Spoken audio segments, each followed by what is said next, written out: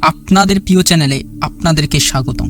এটি শুধু আপনাদের চ্যানেল না, আপনাদের ভালোবাসার একটা ছোট্ট পরিবার।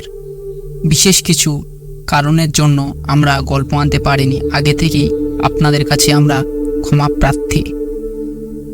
তবে আজকের আমাদের গল্পটি শুরু করা যাক। আজকের আপনাদেরকে যেই ঘটনাটি বলবো তা আমার সঙ্গে ঘটে গিয়েছে। হঠাৎ ভিডিওতে একটা নিউজ চ্যানেলে শুনতে পেলাম আজ ঝড় আসার কথা।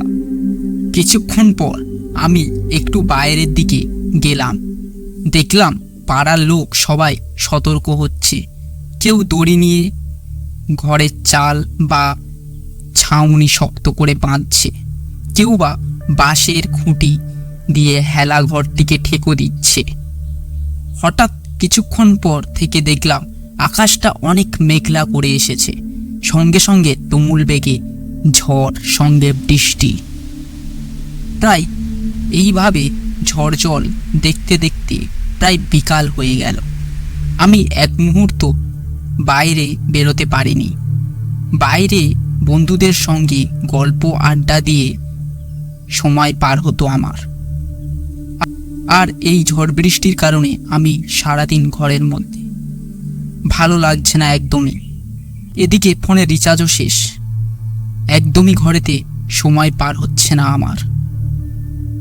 প্রায় দেখতে দেখতে সন্ধ্যা হয়ে গেল।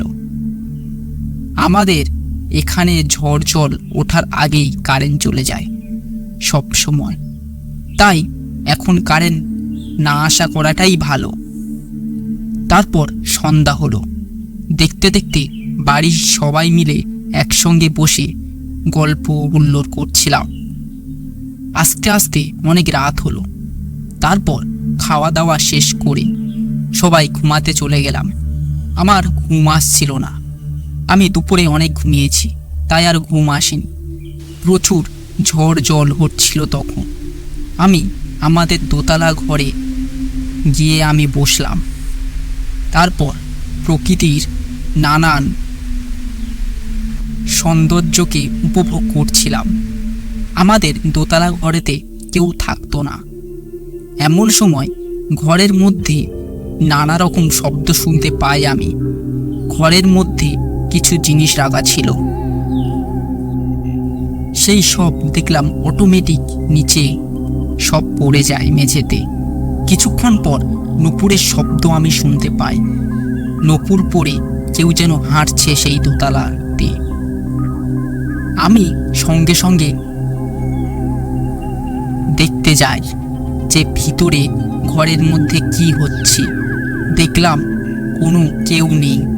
আমি ভয়েতে আমার ঘরেতে চলে আসি নিচে। আমার তখন ভালোই ভয় লাগছিল। আমি ঘরেতে এসে শুয়ে পড়ি।